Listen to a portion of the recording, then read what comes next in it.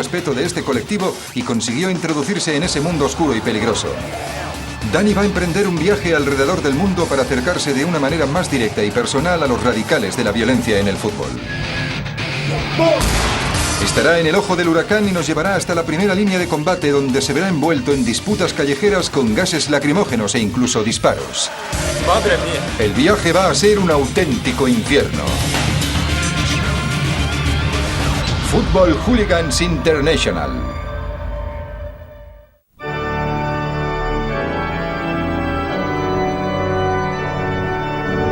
Inglaterra ha aportado muchas cosas importantes al mundo.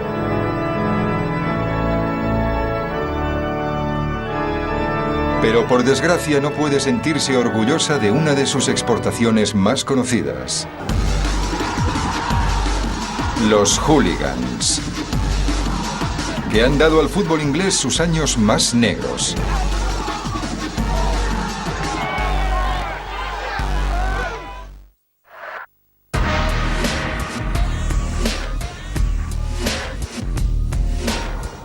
Esta semana Dani jugará en casa, en Inglaterra.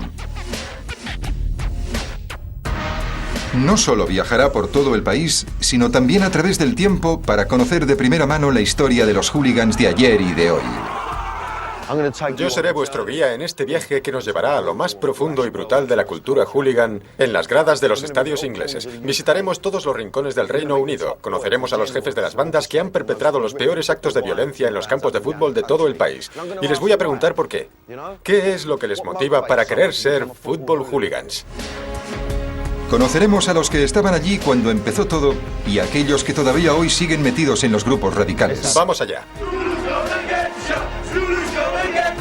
Cuando ves a cientos de personas corriendo hacia ti, te sientes como en Braveheart cuando vienen los ingleses. Aún no, ahora. Dani descubrirá cómo exportó Inglaterra la denominada enfermedad inglesa del fútbol al resto del mundo. Fuimos los que exportamos la violencia en el fútbol, arrasamos Europa, éramos como vikingos. Y también descubrirá que a pesar de que las autoridades están luchando por acabar con el problema de las posturas radicales en el fútbol, aplicando medidas estrictas como la cárcel e impidiendo que algunos aficionados entren a los estadios, el espíritu de los hooligans sigue vivo. Son incapaces de resistirse a ese estilo de vida. Nunca acabarán con nosotros.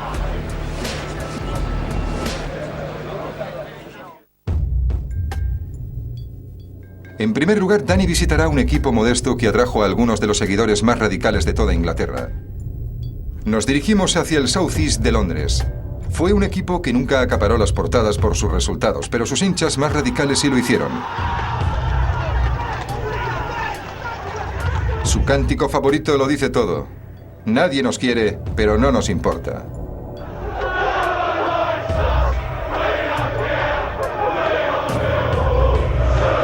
Se trata del Millwall Football Club. A lo largo de la historia se ha considerado a algunos de sus seguidores como los más temidos en todo el país. La Federación Inglesa de Fútbol ha clausurado su viejo estadio, The Den, más veces que ningún otro.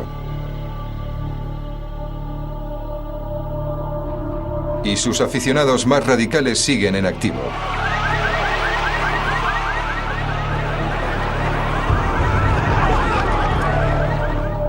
En 2002, tras perder un partido de promoción de ascenso, 1 millar de hooligans del Millwall desataron su furia. En aquella ocasión resultaron heridos más de 100 policías. Dani ha quedado en estas turbulentas calles con un miembro de la vieja guardia del Millwall para adentrarse en el pasado violento de este club. Football Hooligans International. Football Hooligans International.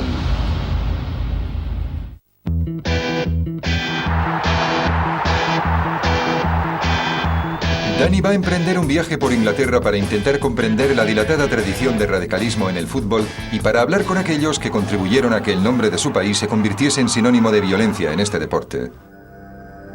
La zona sureste de Londres es el hogar de uno de los grupos de hooligans más violentos de Inglaterra, el Millwall.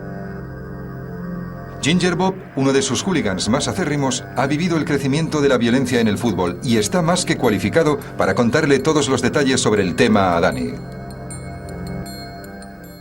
Cuando tenía 18 años me abrieron la cabeza, me rompieron los 2 pómulos, perdí 12 dientes y acabé con la nariz, la mandíbula y 4 costillas rotas. También tuve fractura de una vértebra cervical y sufrí hemorragias internas, pero aún así me levanté.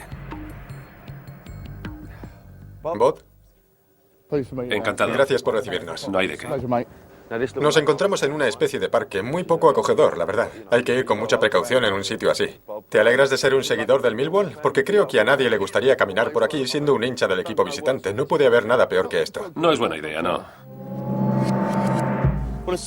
Es de esos lugares en los que más te vale caminar escoltado por la policía o pasar directamente hasta tu asiento. Porque si te pierdes y empiezas a deambular por las calles, te puede pasar cualquier cosa. Si la gente que sale de casa ve que eres un hincha de otro equipo, te agrede. No es un sitio muy indicado para pasear si no sabes dónde estás. Se respira mucha inseguridad. Tan mala era la reputación de los hooligans del Millwall, también conocidos como la Tropa F, que incluso la BBC grabó un documental sobre ellos en 1976. No viajo con el equipo para que un chulo asqueroso del norte se meta conmigo. Y si se mete conmigo, le tiro una jarra de cerveza a la cabeza. Vamos a por unos cuantos tíos de esos. Somos la Tropa F. Y nos encanta pelear. Vamos al fútbol. Y esto es fútbol. Bob, cuéntame cómo se organizaba la Tropa F. ¿Quiénes la integraban? Tú eras uno de sus líderes, ¿verdad?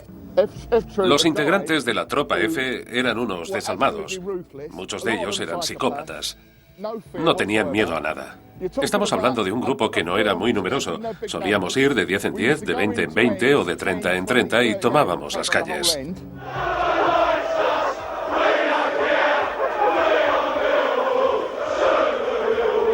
En 1985, el Millwall se enfrentó al Luton en los cuartos de final de la Copa. La última vez que el Millwall llegó tan lejos en esta competición, su campo se convirtió en un auténtico campo de batalla. Lo que sucedió más tarde en Kenilworth Road fue tan violento, tan dramático, que a partir de ese momento el fútbol ya no volvió a ser lo mismo. Millwall consolidó su reputación de afición más violenta del país cuando sus hooligans invadieron el campo durante el partido. Los aficionados arrancaron y lanzaron al campo 700 asientos. Un policía tuvo que ser reanimado en el círculo central. Tras la invasión del campo, los disturbios se trasladaron a las calles de la ciudad. Llevo aquí 50 años y es la primera vez que lo veo. Oí que decían, como hemos perdido, vamos a destrozar todo lo que se nos ponga por delante.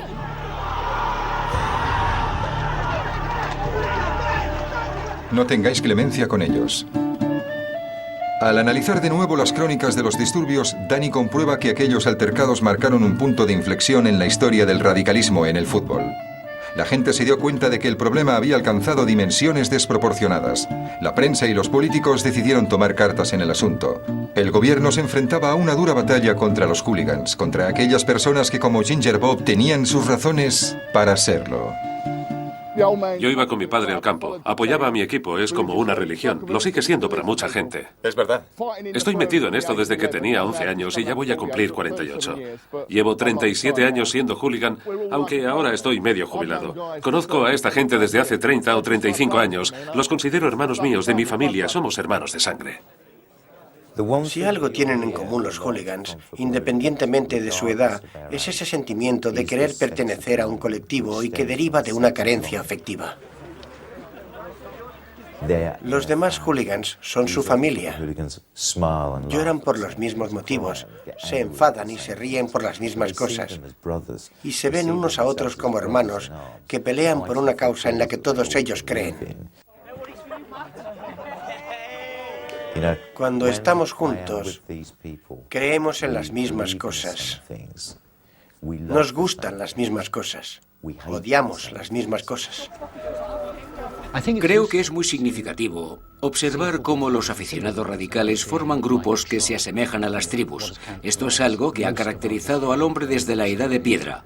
Forman grupos reducidos de no más de 150 integrantes con una visión muy particular de la lealtad social. Establecen unos valores sociales y afectivos que determinan su estatus y les definen como personas en función de la tribu a la que pertenecen. Durante la primera mitad del siglo XX, la violencia en el fútbol se daba en casos muy aislados y apenas tenía relevancia. Pero en los años 60 aumentó de manera muy considerable. Las investigaciones del gobierno revelaron que los incidentes derivados de la violencia en el fútbol se habían duplicado en los primeros 5 años de esa década. Este repentino aumento en el comportamiento violento de los aficionados marcó una nueva tendencia. Las bandas y los grupos organizados de hooligans comenzaron a vincularse a los equipos de fútbol. Danny está recorriendo la poca distancia que hay desde el South East hasta el East End de Londres. Él es de esta parte de la ciudad y allí juega el equipo de sus amores, el equipo de toda su vida, los Hammers, el West Ham United. Tienen tradición de haber contado con grandes futbolistas, algo de lo que Danny se siente profundamente orgulloso. Me encanta este lugar. Estamos en los aledaños del estadio del West Ham. He visto muchos estadios en Inglaterra, pero para mí no hay ninguno como este. No sabría deciros por qué, pero supongo que os hacéis una idea. 3 jugadores del West Ham formaron parte de la selección inglesa que ganó el Mundial en 1966. Pero los hooligans del West Ham empezaron a destacar en la década de los 80. Su nombre quedó ligado a la violencia organizada en el fútbol. Aquí los vemos en plena acción. Eran un grupo radical interurbano, el ICF o Intercity Firm. Y uno de sus líderes era Cas Pennan. Danny es un gran conocedor de las tradiciones futbolísticas del West Ham, pero gracias a Cas va a descubrir el lado más oscuro de su admirado equipo. Esto fue en Upton Park. El Millwall nos visitó en 1978. Fue el día del juicio final. Sí. Allí reinaba el odio. Este es el derbi más violento de todos. Había helicópteros y policías por todos lados. Te voy a hablar sobre la rivalidad entre el West Ham y el Millwall, porque hoy día la gente cree que el Tottenham es el gran enemigo. ¿Queréis pelea? Lo ha sido siempre, pero se les ha olvidado que han sido ellos, es y verdad. que siempre serán ellos. En el mundo de las bandas de hooligans, el ICF imponía un gran respeto donde quiera que fuera. ICF son las iniciales del grupo radical interurbano llamado Intercity Firm. Un nombre siniestro, un claro signo de los actos violentos que acompañaban al West Ham. Estas iniciales llegaron a ser tan famosas que incluso algunos aficionados las adoptaron como nombre propio para sentirse reconocidos. Este grupo se creó cuando los hooligans más jóvenes del West Ham rehusaron viajar en los trenes que el club ponía a su disposición para los desplazamientos. En su lugar, cogían los trenes interurbanos utilizando los bonos para estudiantes y los billetes con descuento. Fueron uno de los primeros grupos radicales en emplear la violencia organizada. El gobierno conservador de aquel entonces debería haber condenado este comportamiento violento de inmediato, pero paradójicamente el espíritu emprendedor de estos jóvenes encajaba dentro de la filosofía de la primera ministra británica, Margaret Thatcher. Es interesante observar cómo la cultura hooligan empezó a cambiar a principios de los años 80 de forma paralela al espíritu renovado del thatcherismo, reflejando la idea de que todo debía estar más organizado y ser más eficiente. Los hooligans seguían con su tradición de ir a beber cerveza y pelearse. En eso consistía todo. Se convirtieron en una organización con una precisión militar. A la derecha, todos hacia la derecha. El hecho de que estos seguidores se hicieran llamar grupo radical en lugar de banda o de pantilla, que era la nomenclatura habitual de estos grupos de aficionados, ya dejaba entrever que lo habían creado con la idea de incorporar ese nuevo modelo de organización, de empresa, que triunfaba bajo el mandato de Margaret Thatcher, y llevarlo al ámbito futbolístico. El grupo radical, líder de la Liga de los Violentos. Eran unos violentos que viajaban en primera clase a Leeds para ver jugar a su equipo. El ICF tenía incluso sus propias tarjetas para que los demás grupos de hooligans supieran exactamente quién les había pegado. Enhorabuena, acabas de conocer a los hooligans del West Ham. Era un regalito que hacíamos los Cockneys, la clase obrera del East End de Londres. Si la lees sabrás por qué. En cuanto lo leían se ponían en guardia. Eran unos provocadores. Dan, escucha esto. En las gradas nadie tenía ni idea de lo que era el ICF. Pero la temporada siguiente todo el mundo sabía quiénes éramos. Los aficionados nos preguntaban, ¿dónde está vuestro famoso ICF? Nos gritaban por los bares, ¿dónde está vuestro famoso ICF? Y los más atrevidos iban hacia ellos, les daban la tarjeta y les decían, aquí nos tienes, somos nosotros. Era nuestro estilo, Eso el es Cockney. estilo. A principios de los años 80, los grupos radicales de fútbol se volvieron más organizados y mucho más agresivos.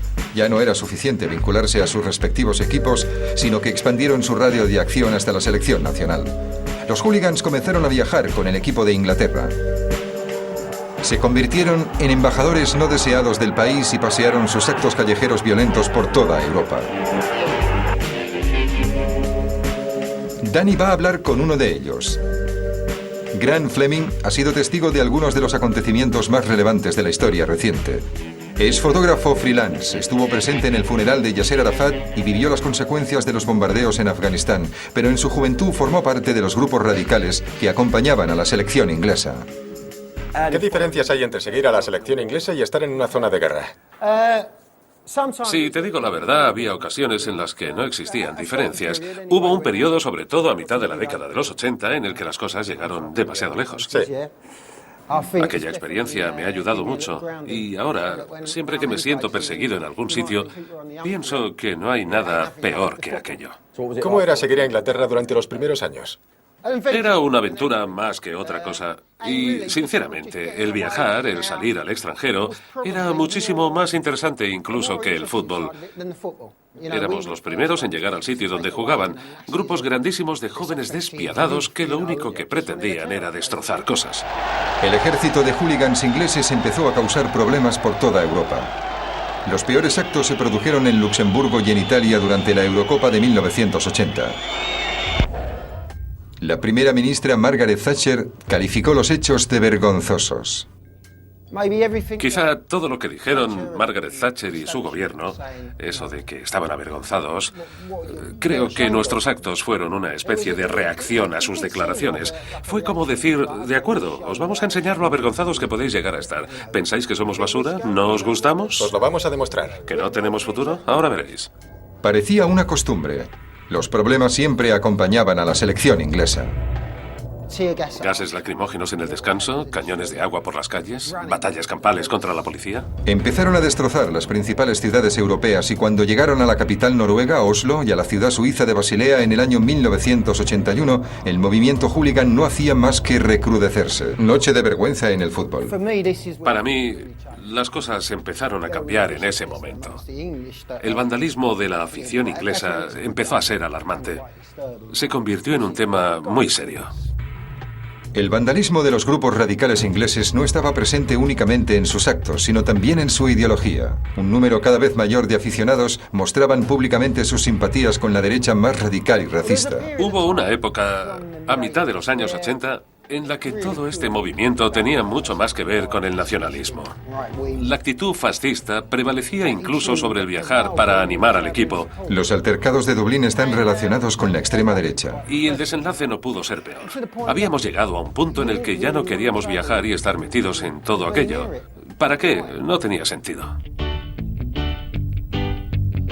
Todos los grupos radicales ingleses podrían haber incorporado este elemento nacionalista a su ideología, pero la realidad era que no todos los hooligans compartían estos ideales. Danny se dirige a Birmingham, la segunda ciudad más grande de Gran Bretaña.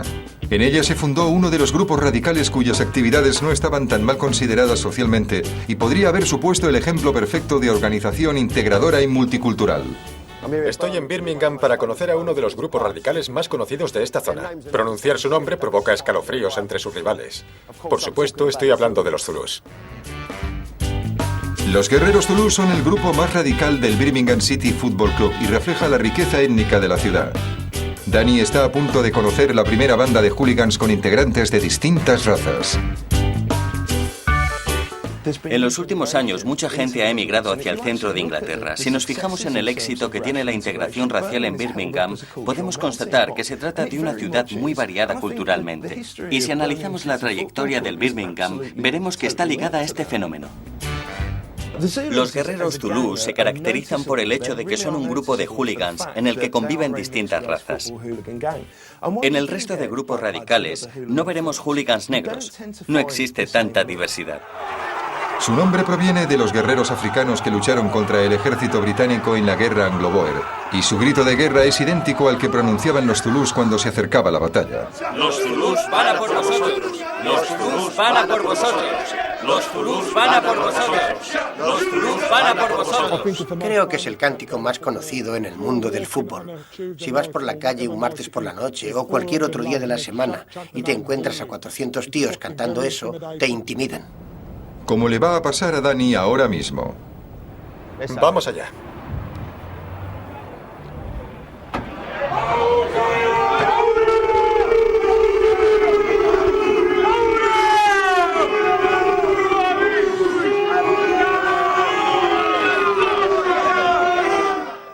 Pertenecer a este grupo es como pertenecer a una hermandad. Todos son mis hermanos. Si voy por la calle y miro a la izquierda y a la derecha, pienso, este es un buen tío, aquel también es un buen tío, y por detrás este también y este también, y todos somos de barrios distintos de Birmingham, pero si nos metemos en un lío muy gordo, sé que ellos estarán ahí para cubrirme las espaldas. La gente se queda de piedra cuando ve que 200 tíos negros y blancos se disponen a pelear con las venas del cuello marcadas, los ojos inyectados en sangre y echando saliva por la boca. Les coge desprevenidos porque no es habitual ver a un grupo tan numeroso de hooligans formado además por negros y blancos. Al igual que lo fueron los guerreros africanos, los zulús también son un grupo a tener en cuenta. Cuando ves a cientos de personas corriendo hacia ti, te empiezan a temblar las piernas, se te seca la boca, miras a tus amigos, buscas un claro en la calle y cuando lo encuentras empiezas a saltar, intentando que desaparezca el temblor de las piernas. Coges la posición, miras a tus amigos y piensas, vamos allá, y ya solo piensas en pelear. Te sientes como en Braveheart cuando vienen los ingleses, aún no, ahora. Los días de un partido importante nos levantamos a las 6 de la mañana para prepararnos. Sientes un cosquilleo. Me levanto, hago estiramientos de piernas y pienso, voy a darle una patada en el culo a alguien y después me vuelvo a casa.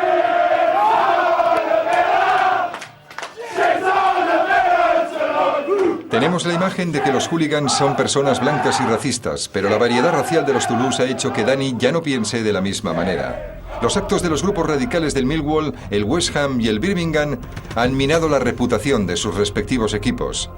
Pero el problema de los hooligans también afecta a los 3 mejores equipos ingleses. Danny se dirige a la cuna de este deporte. El noroeste de Inglaterra, hogar de 2 de los equipos más laureados en la historia futbolística británica, el Liverpool y el Manchester United. Football Hooligans International. Football Hooligans International.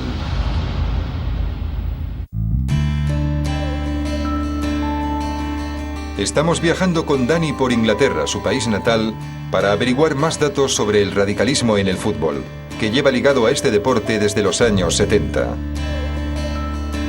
Danny se dirige al noroeste del país, cuna de 2 de los equipos más exitosos de Inglaterra. También son eternos rivales. Hablamos del Manchester United y del Liverpool. En términos geográficos son equipos muy cercanos, ya que solo les separan 50 kilómetros, pero por todo lo demás representan 2 mundos completamente distintos. La rivalidad entre el Liverpool y el Manchester United está ahora en su punto álgido. El Manchester United y el Liverpool no se pueden ni ver, pero este sentimiento ya ha trascendido a las propias ciudades. Es algo que se remonta a los tiempos de los estibadores. En los años 70 el país se encontraba en plena decadencia económica. El canal marítimo de Manchester se quedó con gran parte de la actividad portuaria de Liverpool, que incluso tuvo que cerrar su puerto. Este hecho aumentó aún más la rivalidad entre los 2 equipos. Existía un sentimiento de desprecio mutuo entre los 2 equipos. El Liverpool fue superior. Nunca caminarás solo. Durante las décadas de los 70 y los 80, pero se quedaron con mal sabor de boca porque sentían que no habían obtenido toda la recompensa que se merecían. Mientras que el Manchester United, pese a ser un equipo bastante mediocre, también consiguió ganar títulos durante estas décadas, entre ellos la Copa, y seguía considerado el equipo con más glamour de Inglaterra. Que ardan los del Manchester. Existía cierta envidia en los 2 bandos y esto provocó que el odio fuera en aumento. A lo largo de la historia, estos sentimientos han desencadenado violencia extrema durante los partidos. Los grupos de hooligans del Manchester United son todavía hoy los más activos de todo el noroeste de Inglaterra. Son los que más arrestos sufren cada año. En la temporada 2004-2005 fueron arrestados 160 aficionados del Manchester United y a otros 100 se les prohibió la entrada a los estadios de fútbol. Unas cifras que duplican las de cualquier otro equipo de la zona. Tienen una larga tradición de violencia. En los años 70, los hooligans del Manchester United se ganaron la fama de aficionados más temidos de todo el país. La peor época fue cuando descendieron de categoría en el año 1973. Bajaron a segunda división y se dedicaron a sembrar el terror en las poblaciones más humildes de Inglaterra. Pelea. Los miembros de seguridad no podían controlarlos, la policía tampoco. Era un caos. Colin Blunny formaba parte del Ejército Rojo.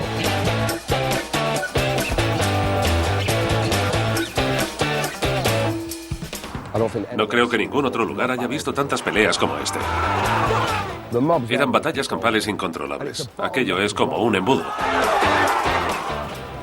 Y cuando empezábamos a pegarnos, era horrible, porque venía gente por todos los lados. Un tío perdió un ojo aquí mismo. Y tiraron el arma allí. Fue un día horrible, la verdad. Y eran las 3:10. El partido ya había empezado.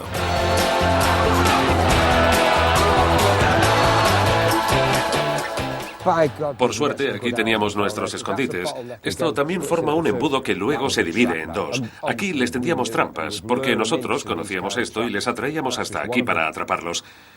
Esta es solo una de ellas, hay muchas más por ahí abajo. Gracias a estas trampas callejeras los reteníamos durante 10 o 20 minutos, que en fútbol es mucho tiempo. Si ya cuesta aguantar 3 o 4 minutos en un ring, imagínate estar 5, 10 o 15 minutos por estas calles. La policía era incapaz de controlar todas las calles adyacentes. No podían. Se limitaban a perseguirnos montados a caballo y a darnos algún que otro golpe con las porras. Puede que los hooligans del Manchester United sean los peores de Inglaterra, pero la mala reputación de los del Liverpool se extiende a toda Europa.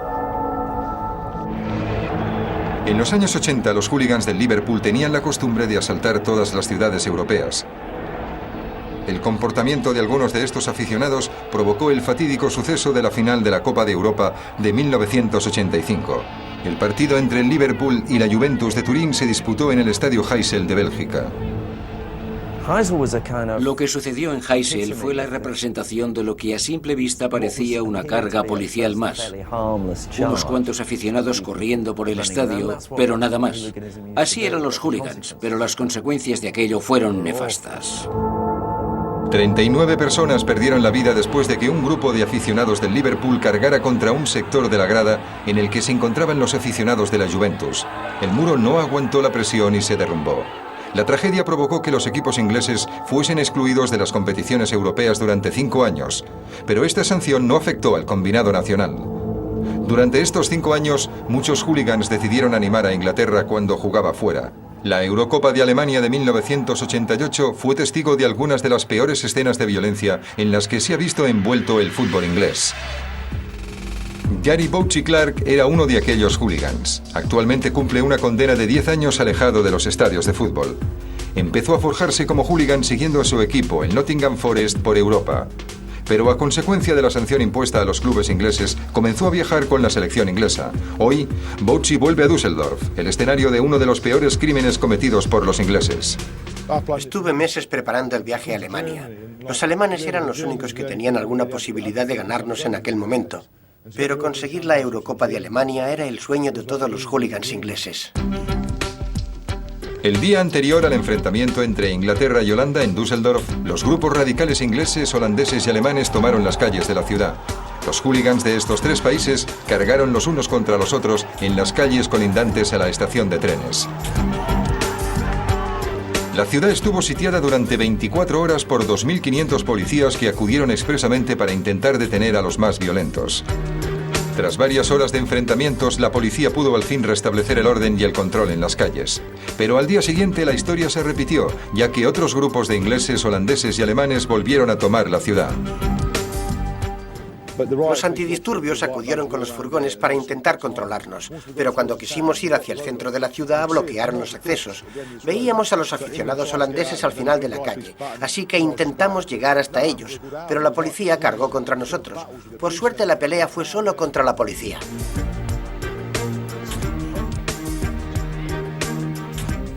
Como siempre, parecía que los aficionados ingleses habían sido los culpables, pero esta vez las cosas no estaban tan claras. Los aficionados alemanes fueron los que peor se comportaron ayer y anteayer. Han sido los causantes de los altercados.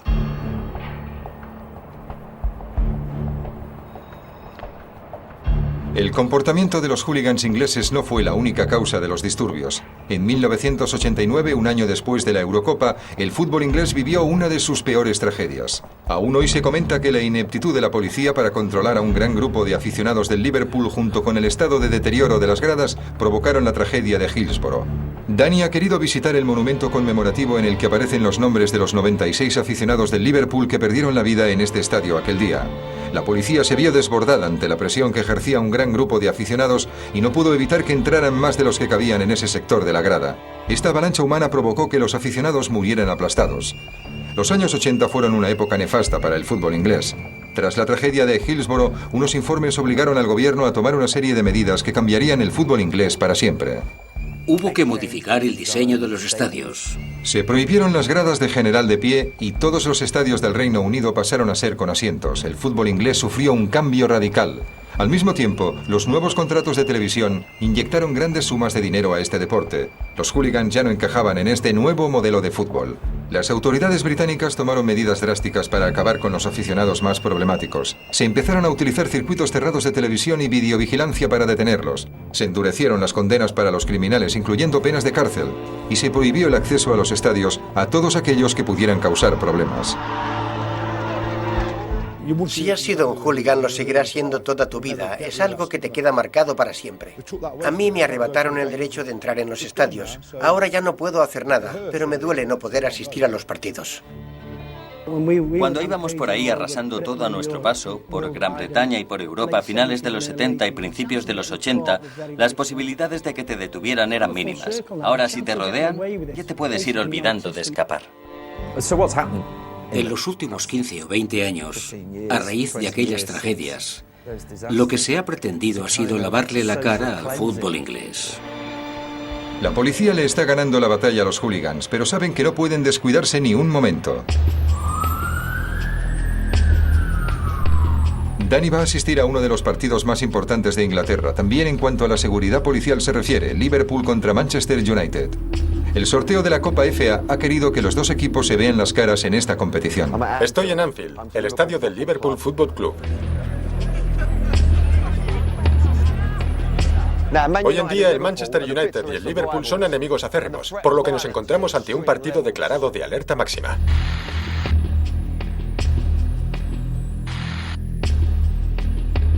Al tratarse de un partido de Copa, el Liverpool ha reservado 6.000 entradas para los seguidores del Manchester United. Un gran número de aficionados del United se dirigen hacia Liverpool. Creo que será inevitable que se produzcan graves incidentes en alguna parte, ya sea en la estación de trenes o en el camino al estadio. Seguro que pasa algo. La policía de transporte británica tiene la misión de escoltar a los aficionados del Manchester United y garantizar su seguridad.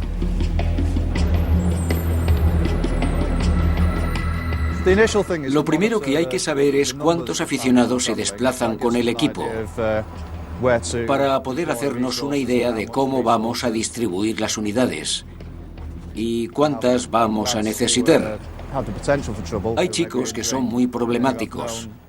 Algunos han bebido y también nos enfrentamos a hooligans bastante conocidos.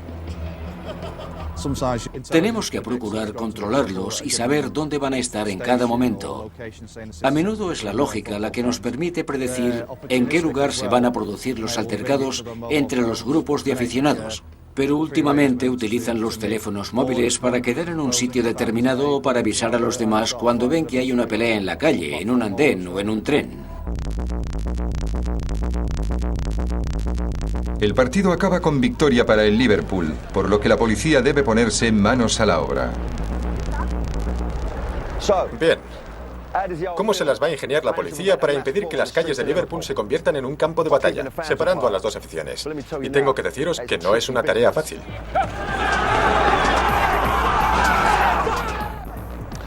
Los policías alejan del estadio a los aficionados del Liverpool.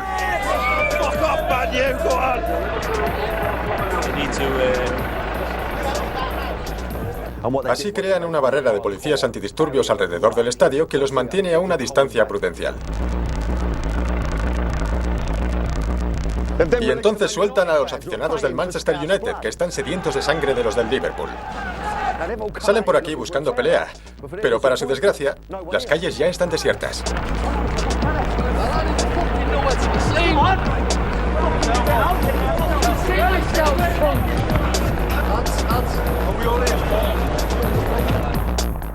Los polis tienen que conseguir mantener separadas a las aficiones del Liverpool y del Manchester United y conducir a estos últimos hasta la estación. Los días de partido, los policías antidisturbios vigilan las estaciones de todo el país por si acaso. La policía inglesa está muy concienciada con el tema de los hooligans y ha perfeccionado una serie de tácticas para minimizar la violencia de sus actos.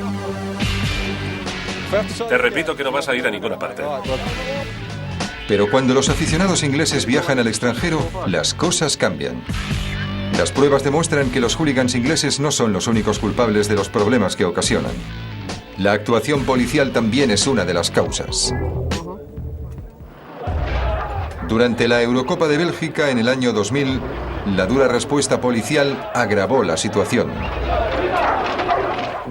La gente que estuvo allí y vivió aquello coincide en que la actuación policial fue indiscriminada y demasiado agresiva. Prueba de ello fue la batalla campal que se originó entre aficionados ingleses y alemanes y la policía, que desencadenó en la tristemente conocida batalla de Charleroi. En aquellos disturbios no participaron más de 20 personas. En pocos minutos, la policía belga llegó a la plaza con un cañón de agua y disparó a todos los que se encontró por delante. Lo que consiguieron fue que los aficionados se pararan a pensar y se preguntaran: a ver, un momento, ¿por qué os metéis con nosotros si no hemos hecho nada malo? Y entonces sintieron ganas de enfrentarse a la policía a toda costa. Esto dio lugar a que este grupo de aficionados se uniera para plantar cara a una policía que, si hubiera actuado de otra manera, no habría tenido que enfrentarse a los hooligans.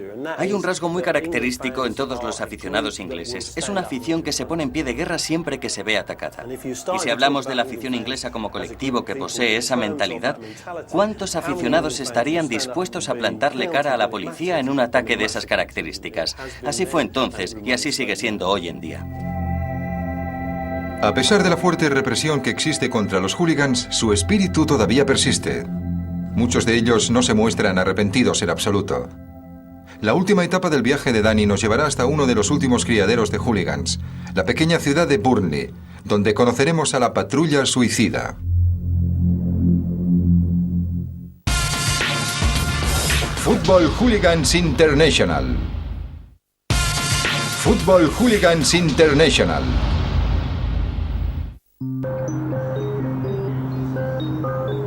Danny se encuentra ya en la última etapa del viaje que le ha llevado a conocer a algunos de los hooligans más famosos de toda Inglaterra. La última parada será la pequeña ciudad de Burnley, en el norte del país. Allí juega el Burnley Football Club, cuyos aficionados más radicales son conocidos como la Patrulla Suicida. Andy Porter es el jefe de este grupo y no se arrepiente de ser quien es. Me llamo Andrew Porter. Tengo 39 años. Y soy un hooligan del fútbol, así de simple. Andy lleva toda la vida entrando y saliendo de prisión por culpa de sus actos violentos relacionados con el fútbol. Lleva así desde que era un adolescente. Le han prohibido la entrada a los estadios de por vida y guarda los recortes de periódico para atestiguarlo. No, tío, eso no es así. Vamos a entrar aquí. Ninguno de los integrantes de la Patrulla Suicida tiene permitido el acceso a los estadios, pero aún así se siguen reuniendo. Me encantaría que nos dejaran pegarnos en cualquier parte. Simon, Patrulla Suicida. En los 80 y en los 90 era incluso mejor que el sexo. Si me hubieran dado a elegir entre una rubia despampanante o la violencia en el fútbol, me habría quedado con la violencia. El fútbol es lo de menos. Lo que importa es juntarnos todos, ir a los partidos, meternos en peleas, molestar a los demás, hacerte el dueño del lugar y pasar un buen día. Se acabaron los días de las grandes batallas. Las de los grupos de 200 personas yendo de aquí para allá. La policía nos controla. Ahora solo podemos pelear en grupos de 10.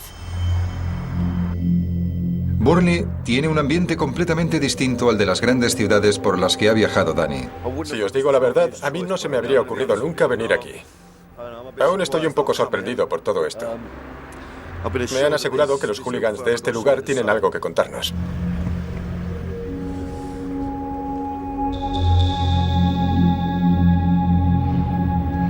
Esta es una de las ciudades más decadentes de toda Gran Bretaña. La mayoría de las fábricas de algodón han tenido que cerrar.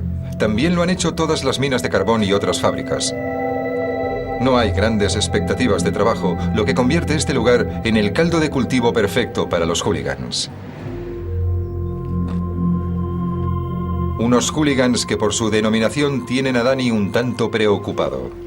Lo único que me preocupa es tenerte a ti como compañero. Vas ahí con la cámara, nadie te ve, y pesas menos que el papel de fumar. También me acompañan un pesado y unos tíos que no paran de apuntar cosas en una libreta. Nos dirigimos al bar donde se encuentra la patrulla suicida. Seguro que nos lo pasamos bien, muy bien. ¿Se puede? ¿Qué tal, tíos? ¿Cómo estás? Encantado, es un placer, tío. Igualmente. Este es vuestro centro de reuniones, ¿no? Uno de ellos. La patrulla suicida. ¿Por qué os pusisteis este nombre? Es de locos. Nos lo pusimos por los terroristas suicidas del Líbano del año 83. Nos llamaban los hooligans de Burley, pero entonces llegó uno y propuso el nombre de patrulla suicida en honor a esos terroristas. Por lo que me habían contado, pensaba que erais una panda de desalmados, porque además no os conocía demasiado. Y yo pensaba, ¿de verdad vamos a ir allí? Seguro que los hooligans estos nos acaban dando una paliza. Sí. Pero parecéis agradables. A lo mejor porque aún es temprano. Ahora mismo me pegan un botellazo. Es broma. Las cosas van bien hasta que Danny mete la pata. Sois los hooligans de un equipo modesto. No sois un grupo demasiado numeroso. No creo que muchos más grupos radicales sepan de vuestra existencia. Casi siempre estáis como en segundo plano, ¿no? ¿Cómo te atreves a decir eso? ¿A que voy a Londres y te pego una paliza? Te lo digo en serio. Si un equipo grande viene a Burley, lo va a pasar mal. Así te lo digo. Lo pasarían muy mal, de verdad. Si viniera el Manchester United o el Liverpool, si vienen a Burley lo tienen claro. Si quieren pelear, que vengan aquí. Cuando eres un hooligan y te meten en la cárcel, en lo único que piensas es en salir y en volver a actuar como un hooligan. No lo podemos evitar. Es lo que nos gusta. Y si no te gusta, no lo hagas más. Tienes razón. Y si no quieres estar entre rejas, no hagas tonterías. Así de simple. Yo he estado un montón de veces en la cárcel por ser un hooligan, pero me da exactamente igual. Ya veo. Dicen que estando en prisión te rehabilitas, pero eso no es verdad. Claro que no. Nacimos para ser hooligans. Beckham nació con cualidades para jugar al fútbol. No las aprendió en ningún sitio. Rembrandt, el pintor, no aprendió a pintar como un genio. ¿Verdad que no? Claro que no. ¿A que no? No, claro que no. Nacieron para eso. Están los genes, ¿a que sí? Sí, por supuesto. Danny habla con los más jóvenes que tienen su propio grupo de hooligans. Encantado. ¿Cuántos años tenéis? 19. 19. Estos chicos ya se han visto involucrados en altercados con la policía, pero no parece importarles. Me detuvieron el jueves en Southampton. ¿En serio? Sí, me pusieron 2 años de libertad condicional, pero... ¿Por qué? ¿Solo por estar allí? ¿O te pillaron gracias a las cámaras? Sí, por las cámaras. ¿Os detuvieron así? Sí, a 10 de nosotros. Madre mía. ¿Y el veros entre rejas no os quita de la cabeza la idea de ser hooligans? ¿Qué va? Nos encanta. Sí, ya veo. No sabría cómo explicártelo. Es lo que queremos hacer. Nacimos para esto. Danny ha encontrado en Burley un rincón en el que el espíritu de los hooligans está más vivo que nunca. Vamos para allá. Si os digo la verdad, esto es justo lo que me esperaba. Los hooligans de esta ciudad están muy mal de la cabeza. Están en otra dimensión, porque no tienen miedo a nada. Los demás les traen sin cuidado. Son unos apasionados del fútbol, pero el resultado de los partidos les importa más bien poco. Son unos apasionados de Burnley y de su territorio, algo que me resulta difícil de comprender, la verdad. Pero es que están totalmente chiflados. Ellos son la nueva generación. Son de esas personas a las que les da todo igual, a las que no les importa nada.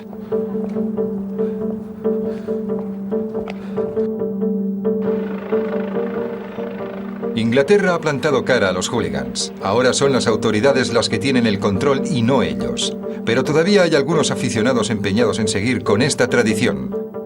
Como Sam, el hijo de Andy. ¿Quieres ser un hooligan? Si quieres serlo, adelante. Yo ya le he explicado cómo es esta vida. Te metes en líos, te mandan a la cárcel y vives para volver a pelear algún día. ¿Verdad que quieres ser un hooligan, Sam? Ellos son la nueva generación. Esto pasa de generación en generación. Nunca acabarán con nosotros.